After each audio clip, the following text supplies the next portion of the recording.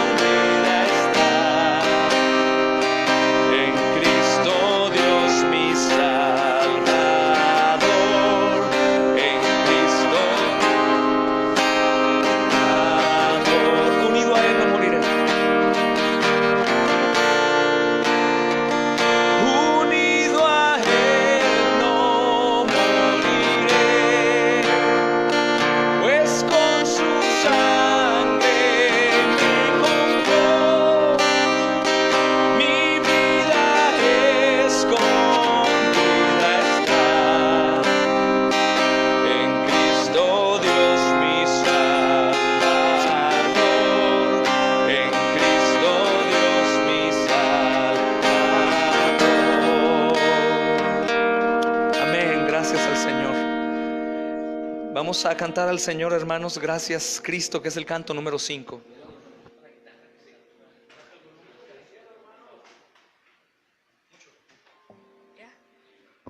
Gracias Cristo, hermanos.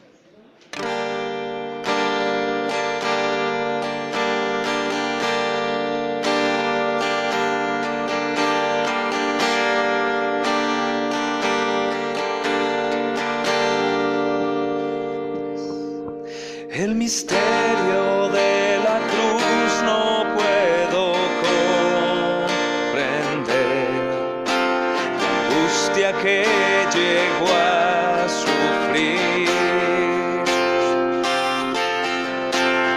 El perfecto Dios su Hijo entregó, la copa amarga él bebió.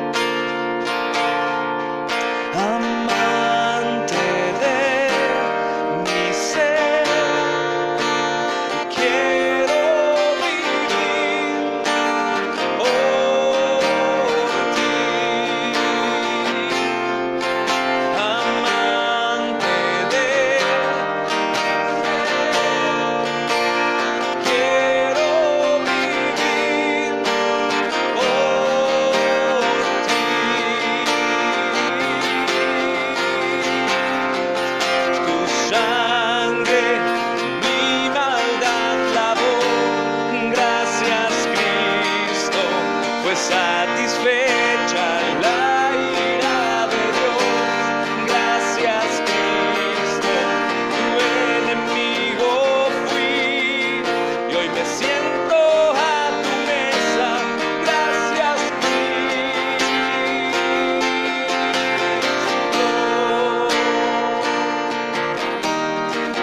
Amén.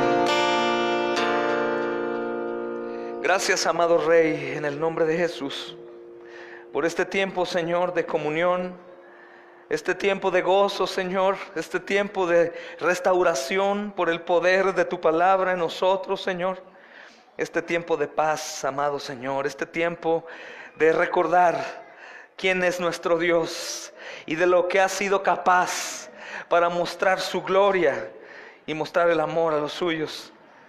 Señor, hoy queremos nos ayudes en nuestras debilidades, Señor. En el nombre de Jesús, permite que aún a todos demos la gloria a ti, Señor. De igual manera con los hermanos en León, nuestra amada familia que hoy se congrega de manera virtual con nosotros, Señor, pero estamos en un mismo sentir, deseando lo mismo, ser edificados en tu palabra. Y también, Señor, te ruego por la iglesia local que hoy está aquí con nosotros, Señor. En el nombre de Jesús. Amén y amén. Pueden sentarse, hermanos. Vamos a abrir las Biblias aquí y en casa, hermanos. Segunda de Corintios, capítulo 5, versículo 17 en adelante, que es los textos que estamos estudiando en base a este largo estudio que estamos llevando a cabo aún hoy, hermanos, por la misericordia de Dios. Amén, hermanos. Segunda de Corintios capítulo 5 versículo 17, y dice la santa e inerrante palabra de Dios: de modo que si alguno está en Cristo, nueva criatura es. Las cosas viejas pasaron, he aquí todas son hechas nuevas. Y todo esto, amados, proviene de Dios, quien nos reconcilió consigo mismo por Cristo y nos dio el ministerio de la reconciliación. Que Dios estaba en Cristo reconciliando consigo al mundo, no tomándoles en cuenta a los hombres sus pecados, y nos entregó a nosotros la palabra de la reconciliación. Así que somos embajadores en nombre de Cristo, como si Dios rogase por medio de nosotros, o rogamos en nombre de Cristo, reconciliados con Dios. Al que no conoció pecado, amados, por nosotros lo hizo pecado, para que nosotros fuésemos hechos justicia de Dios en él. Así pues, nosotros como colaboradores suyos. Amén. Amén. Hermanos, hemos avanzado considerablemente en el estudio de esta doctrina de la resurrección, y algunos dirán: ¿y hasta cuándo vamos a pasar a otro tema?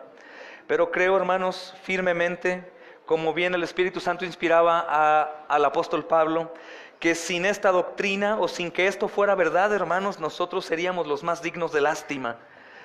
De verdad, hermanos, si nosotros no hubiéramos sido en realidad participantes o testigos de la resurrección de Cristo, nosotros, hermanos, seríamos los más dignos de lástima y conmiseración.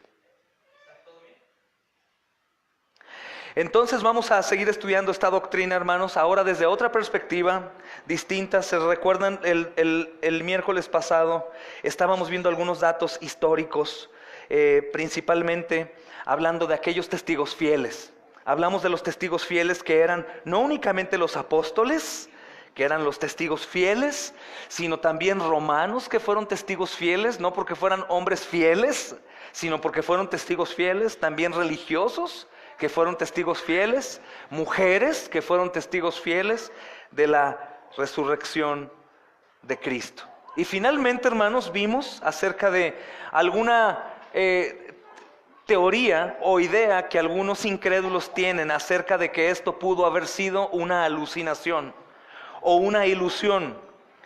Pero recordando el estudio pasado, hermanos, esto es normal cuando únicamente hay una persona involucrada, o probablemente dos, en el mismo daño cerebral, y ellos imaginan algo que no es. Pero pensar que cientos de personas, hermanos, que dijeron ser testigos oculares de Cristo, y que también dieron testimonio de que ese Cristo muerto fue sepultado y resucitó,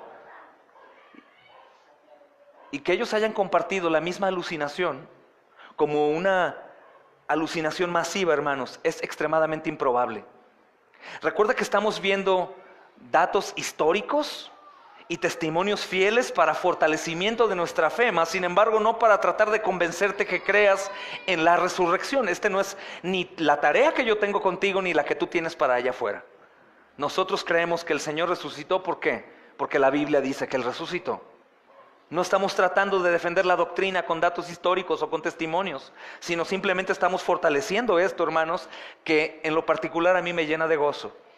Y gran parte de lo que Dios ha hecho conmigo en estos últimos meses ha sido por el tema de la resurrección. Me llena de gozo saber que mi Señor resucitó. Y aunque todos lo sabíamos, es muy probable que no todos en realidad nos sentamos y meditamos y decimos: el Señor murió y resucitó.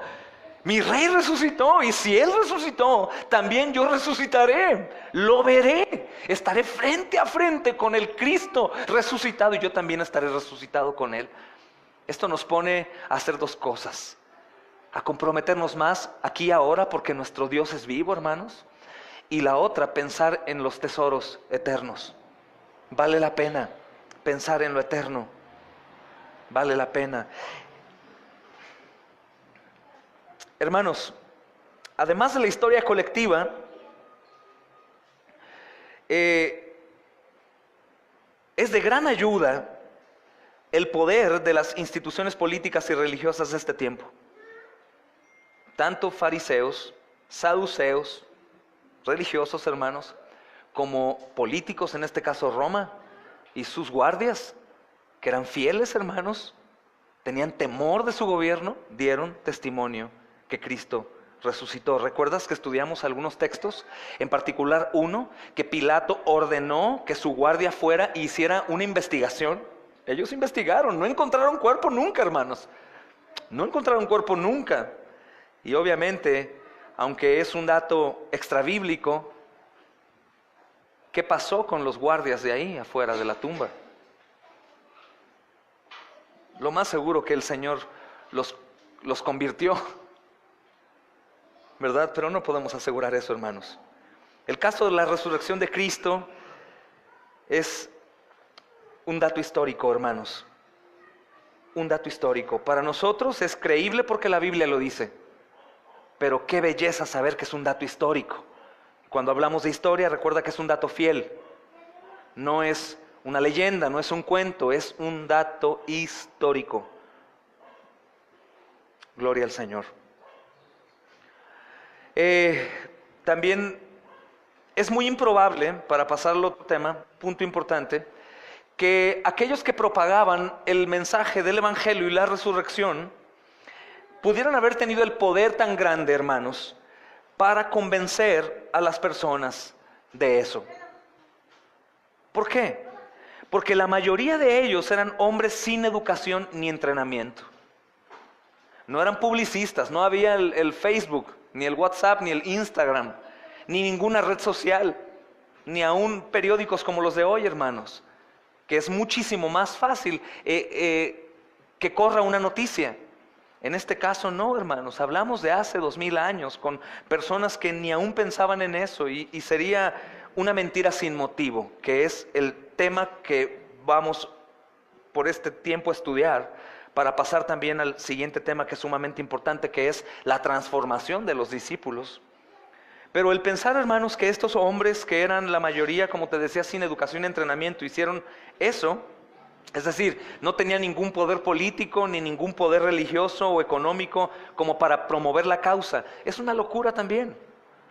Es una locura, eso no podría tener sentido. Entonces, esto sería también algo improbable. Algunos dicen que estos hombres corrieron la voz y la gente pues estaba a lo mejor asombrada por lo que Jesús había hecho como profeta, como maestro, y quisieron apoyar. Pero no tiene sentido por lo que vamos a estudiar adelante, hermanos. Otro tema importante es la mentira sin motivo. Un argumento muchas veces ignorado y sin embargo extremadamente convincente para la realidad histórica de la resurrección es la dedicación de toda una vida que los apóstoles tenían hacia el evangelio, a pesar del sufrimiento y la pérdida de seres queridos y de bienes materiales y sus tiempos, sus comodidades y todas las cosas. Muchas veces es ignorado esto. Todos los hombres que fueron llamados por Cristo, aquellos que vieron su ministerio de inicio a fin, aquellos que lo vieron resucitado, las masas que se habían ya incorporado al cristianismo, esos miles y miles que el Señor les predicaba, hermanos, todos ellos, en su mayoría, entregaron sus vidas hasta la muerte por Cristo. Y sería completamente improbable que alguien dedique su vida, estando en su sano juicio, por alguien que no existió, alguien que no resucitó. Es decir, si Cristo no hubiera resucitado, los apóstoles lo hubieran visto muerto, hubiera oliva muerto, se hubiera descompuesto su cuerpo, ellos hubieran dicho, ¿saben qué? Cada quien a su casa. Pedro, regrésate con tu mujer y con tus hijos. Todos vayan a casa, escóndanse, cámbiense el nombre, váyanse a otra región. Pero si se quedan aquí, recuerda que reconocen a Pedro, a una criada del sumo sacerdote. Es sumamente peligroso que ellos se queden viviendo ahí sabiendo que andaban con Cristo, aquel Jesús que no resucitó. Entonces, un argumento muchas veces ignorado es este: que estos hombres, hermanos, se entregaron por completo, dedicaron toda su vida al evangelio, a pesar del sufrimiento y la pérdida que se imponía sobre ellos. Por eso te digo que es sumamente importante. En sobremanera, algo que impide que los cristianos se entreguen por completo, ¿qué es? Piensen. El sufrimiento, el dinero, la salud, el trabajo. Es eso, hermanos, nuestros pretextos. Probablemente es importante que entonces abracemos con toda nuestra vida la doctrina de la resurrección. Porque si tú te preguntas por qué estos hombres, obviamente sin ignorar el poder del Espíritu Santo en ellos, ¿ok? Pero recuerda que la soberanía de Dios, les decía en un devocional hace poco, la soberanía de Dios, el poder de Dios soberanos, no invalida mi responsabilidad, ¿ok? Entonces muchos piensan que, bueno, ya voy a hacer la obra hasta que Dios ponga el deseo en mí. Y se sientan y esperan, y pasan los años. Los hijos crecen, salen los nietos y mueres en el sofá esperando a que Dios hiciera la obra en ti, cuando Él ya hizo la obra en Cristo y Él es en gran manera el poder de Dios para que nosotros emprendamos la obra. Entonces, si tú te has preguntado qué es lo que más motivó en su vida a los apóstoles a entregarse por completo a la obra, la resurrección, hermanos. No estoy tratando de decir, como decía Pastor Raúl cuando vino acá a enseñar, no estamos tratando de decir que la resurrección es la doctrina sobre el evangelio. No, la resurrección es parte del evangelio, pero sin la resurrección el evangelio no sirve de nada, hermanos. Sin la resurrección vana es la palabra y también nuestra fe. Entonces, en cierta manera tiene muchísima importancia, y puede ser, hermanos, que por la falta de credibilidad de la resurrección, con datos históricos para ayudar en tu carne, nosotros estemos un tanto tibios. Vivamos sin perdonar, sin amar, sin servir, sin ser generosos, sin hacer la obra, porque hay algo de duda, como que creo y no creo. Y si nos examinamos a profundidad, con honestidad, por la gracia de Dios, podríamos llegar al resumen de decir, bueno, es que la verdad yo quiero el cristianismo porque no me quiero ir al infierno. Eso puede ser. Entonces la resurrección ayuda en sobremanera, porque es la misma doctrina palpable, observacional, que los apóstoles tuvieron para fortalecimiento de su fe y para poder entregarse aún hasta la muerte. Renunciaron a todo, hermanos. Solo piensa en este acto. Como decíamos hace algunos días, imagina, en Capilla de Milpillas enseñaba algo con respecto a esto también. Imagina un cuerpo que está muerto y de pronto empieza su sangre a correr y a bombear. Y el corazón empieza tum, tum, tum, a latir. Y el cuerpo muerto, inerte, frío, comienza a tomar calor, los dedos a moverse, los ojos se abren. Imagina que aparte ese muerto resucitado se aparece a los suyos, y los suyos lo tocan por su incredulidad, meten el dedo a la llaga. Esto es decir, tenía el cuerpo que fue crucificado, pero obviamente distinto porque estaba glorificado. El Señor ya no cambia más de cuerpo, ese es su cuerpo en gloria. Lo vieron en gloria, hermanos.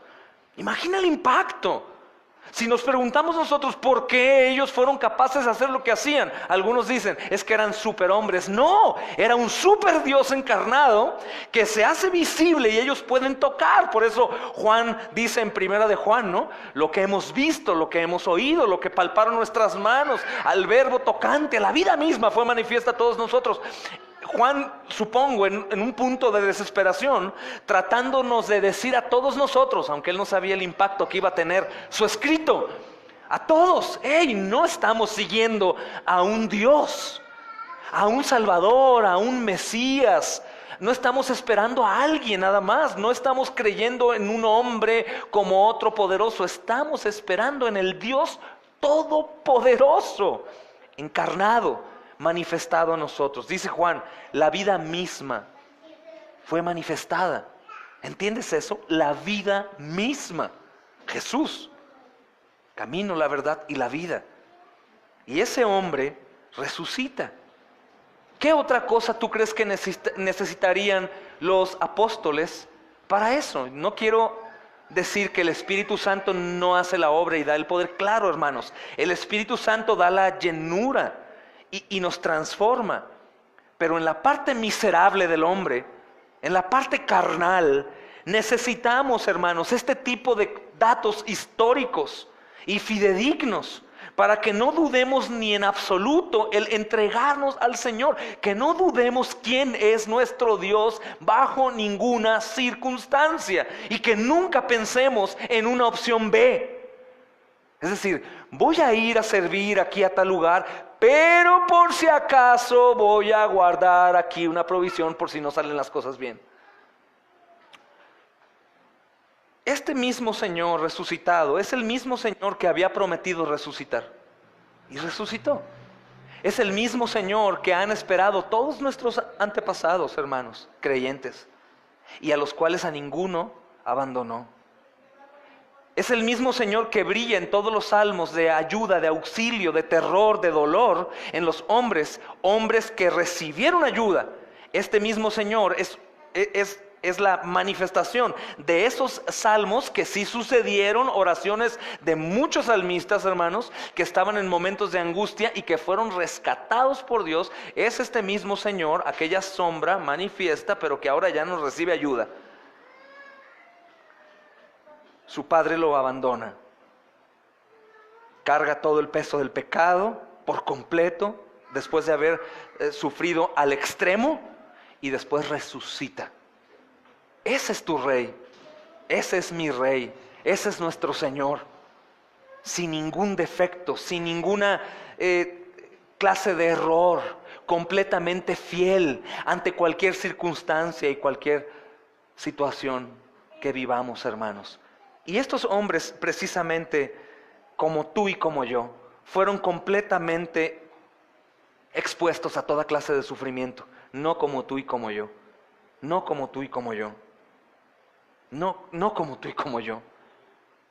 Hace un rato que platicábamos, algunos que hoy, que vienen la mayoría, gloria a Dios, pero muchos no vinieron, se reportan por el tráfico, que por el transporte, que porque que la bruja se vistió y que asustó al del camión, y uno dice, bueno, está bien, si es cierto, pasa, pero ¿qué hubiera sido si estos hombres hubieran estado en la misma condición nuestra para la obra que hoy tenemos en nuestras manos? Si hubieran estado llenos de pretextos y de cosas, ¿qué hubiera sido de nosotros, hermanos, si estos hombres no hubieran sido impactados al grado al cual fueron impactados? ¿Cómo nosotros viviríamos el cristianismo si aún teniendo todo el testimonio vivo, vivimos como vivimos? ¿Qué es lo que falta al pueblo de Dios? ¿Qué es lo que falta al cristianismo hoy? Confiar en un Cristo muerto, sepultado y resucitado. No vivir bajo la sombra o la poca luz de la tumba, ¿no? Como muchos viven. No, es que no pude, no, que sufrí, no, que me caí, no, que me pasó, no, que el otro. No, hermanos, si Cristo resucitó, todo es posible. Todo es posible y Él nunca va a dejarnos. Todos los argumentos no tienen una base, un fundamento. Todos los pretextos con respecto a la obra, con respecto a la extensión del reino, a la incapacidad del hombre que dice, estoy incapaz, no puedo esto, son pretextos basados en un Cristo muerto, no resucitado. Pero cuando nosotros tenemos esta verdad en nuestras manos, nada temeremos. Aunque el mal se levante, aunque cosas pasen, aunque estemos enfermos, aunque estemos pobres, aunque nos abandonen, aunque nos tiren, mi Señor resucitó. Y eso es más que suficiente. Porque venció la muerte, hermanos. Que es lo que más tememos, ¿no? La muerte. Y es fabuloso, hermanos, entender esto. ¿Qué locura sería, hermanos, que a pesar del sufrimiento y todas las pérdidas, estos hombres fueron capaces de entregarse, como todos los hombres que están entregándose a la obra. Estamos viendo la familia por la que estamos orando, sirviendo en África. Imagina nada más eso, hermana, que vamos a África, o tú, tu esposo, van a África con tus hijos, y un tiempo sirviendo y un balazo en la cabeza a tu esposo. ¿Qué? ¿En qué está fundamentada tu fe? ¿En tu esposo vivo sirviendo? Ahora está muerto, ¿ya no regresamos otra vez a México? ¿O qué vamos a hacer? Es que la fe de estos hombres, aún contemporáneos, está basada en un Cristo resucitado. Y todas las cosas que suceden dicen, Señor, tú estás al control. Algo tienes que tener. Y aunque estés sufriendo en un abismo horrible, olor a lodo, a estiércol, yo sé que el Señor va a rescatarme en su tiempo, no en el mío. Y Él tiene el control. Mi Señor resucitó, venció la muerte, toda barrera, toda oposición. Hermanos, si venció la muerte, ¿qué otro enemigo mayor hay? Satanás no, Satanás fue pisada su cabeza por el Cordero de Dios. Venció el Señor, hermanos. Entonces, deberíamos ser capaces de descubrir la verdad que sostenía a estos hermanos. Y cuando digo capaces, hermano, es que debemos ser capaces de indagar en la Biblia, en esta doctrina, para estar completamente satisfechos con todo lo que hoy tenemos y todo lo que mañana vendrá también. Todo lo que el Señor nos ha encomendado, hermanos. ¿Por qué enfatizo tanto en la doctrina de la resurrección? Porque si Cristo no resucitó, vana es nuestra fe y todo lo que hacemos. Y entonces, si sí resucitó, ¿qué quiere decir? Hermanos, hay completo poder en esto. Ahora, ¿qué hubiera pasado si estos hombres hubieran engañado, hermanos? ¿Qué esperaban lograr al propagar esa mentira? ¿Qué hubieran logrado ellos propagando una mentira? Imagina su amargura, su vida. De locos mueren. De locos. Hubieran estado en la condición de ir al Coliseo romano y ser entregados a muerte, devorados por leones, cornados por toros, o jaguares, o jabalís, o asesinados con marros y con bolas con picos. ¡Qué locura! Hasta ellos mismos se darían lástima. Sería una mentira, hermanos, tan absurda. Esto es un hecho histórico. Y la gran mayoría de los primeros discípulos murieron pobres, difamados, perseguidos y odiados, hermanos. ¿Por qué? Es la misma pregunta que se hacían aquellos angustiadores que los llevaban a muerte y decían, ¿cómo es posible que estos hombres están muriendo por un Dios que los abandonó? ¿Por qué su Dios no viene a rescatarlos? Cuando recuerda que la figura de los dioses siempre es para una ayuda sobrenatural. ¿Para qué los pueblos tienen dioses, hermanos? Para pedir ayuda. Entonces la gente no creyente veía a los cristianos que estaban siendo abolidos a palos con navajas o con animales, y algunos por gracia decían, ¿cómo es posible que estén muriendo por un Dios que los dejó y que no existe? Pienso que aún en su carne decían, esto tiene que ser real. Esto tiene que ser real. Y probablemente era un asombro no salvífico, ¿no? Como el asombro de Poncio Pilatos que enseñamos domingos atrás. Se asombró de la bondad de Cristo, de la hermosura, de la paz, de la benignidad, de la misericordia, del amor, pero no para salvación. Pero sí asombra ver que gente loca esté muriendo por un Dios que no existe. Entonces obviamente no están locos, están cuerdos, porque están dando testimonio de que tienen amor, paz, que tienen frutos diferentes a los de un hombre loco. No concuerda. Entonces muchos caían al asombro, hermanos. Como declaró el apóstol Pablo, hemos venido a ser hasta ahora como la escoria del mundo, el desecho de todos. 1 Corintios 4:13. Hemos venido a ser hasta ahora como la escoria del mundo, el desecho de todos. Obviamente esta palabra es para aquellos creyentes que se han colocado las vestiduras de Cristo y la gente los tiene como escoria, a pesar de sus buenos frutos. Y por eso dice en el capítulo 15 de la primera carta a los Corintios, versículo 19, si en esta vida solamente esperamos en Cristo, somos los más dignos de conmiseración de todos los hombres. ¿Pero por qué dice eso? Porque obviamente está hablando en el contexto de que si Cristo no resucitó.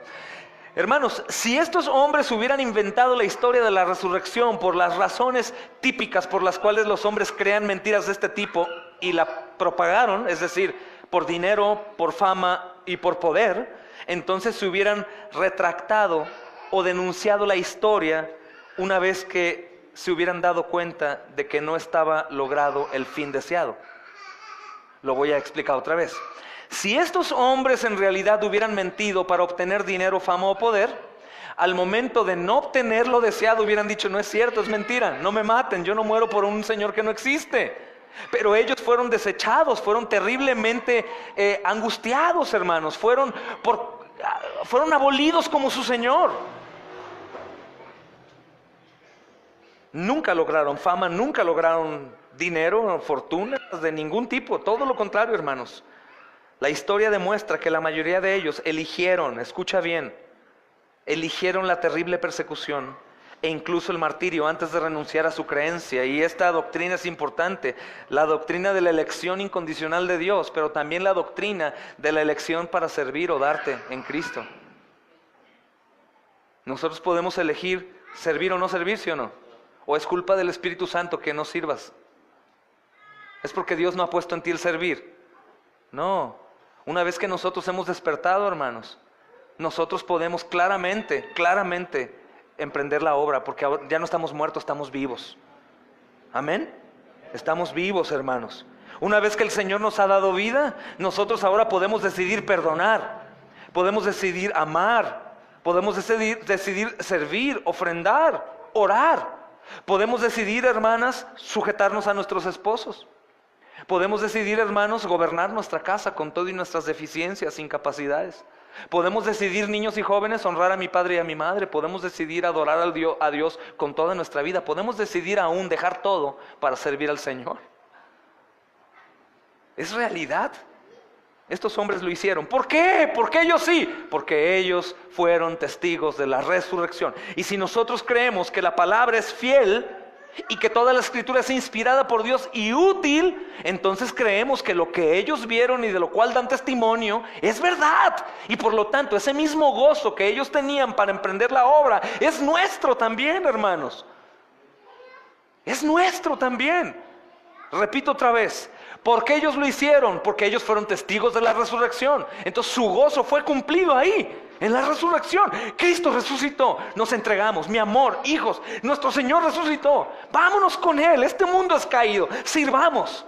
¿Por qué nosotros no? Porque probablemente no creemos en lo que ellos creen. Pero si hoy estudiamos esto y el Espíritu Santo nos bendice y recordamos que esta es la palabra de Dios y que es viva y eficaz y que es inspirada por Él, hermanos, y que esta da testimonio de la resurrección, entonces arrebatemos ese gozo que es nuestro también.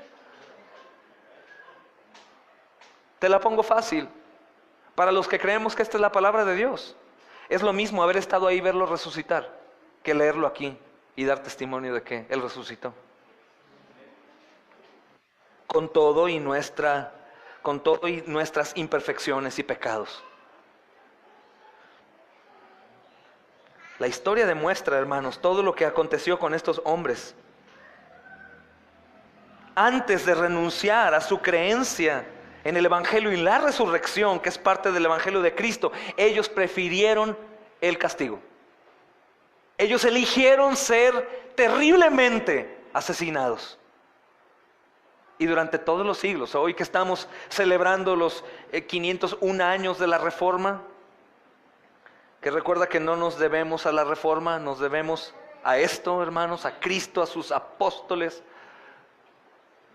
Pero la Reforma fue un movimiento sumamente importante porque la doctrina estaba perdida y estos hombres usados por Dios la retomaron. Y firmemente puedo decir, inspirados también en la resurrección, en los abusos de la iglesia, pero ellos fueron capaces de morir en años recientes.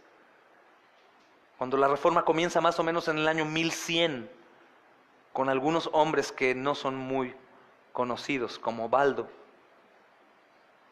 Y desde ahí empieza el movimiento. Lutero le toca pues ser un poquito más mencionado, pero hay muchos hombres que fueron capaces de morir, traductores de la Biblia. Si Cristo no resucitó, ¿por qué vas a morir tú y tu familia por hacer una traducción que ni vas a gozar? Porque Cristo resucitó. La única explicación, hermanos, para la tenacidad y la perseverancia de esos hombres, hermanos, frente al sufrimiento y la muerte, es que la historia de la resurrección es real. Es una verdad histórica. Y los apóstoles y otros cristianos simplemente estaban comunicando lo que realmente habían presenciado, completamente asombrados. Ver un hombre resucitado, hermanos, yo creo que si nosotros viéramos a un hombre resucitado aquí, nuestras vidas cambian por completo al menos una semana, porque volvemos otra vez a caer. Pero sería impactante. Obviamente la resurrección de Cristo es muchísimo más poderosa que la resurrección de cualquier otra, de la niña o de la suegra de Pedro o de Lázaro o cualquier otro muerto resucitado. ¿Por qué?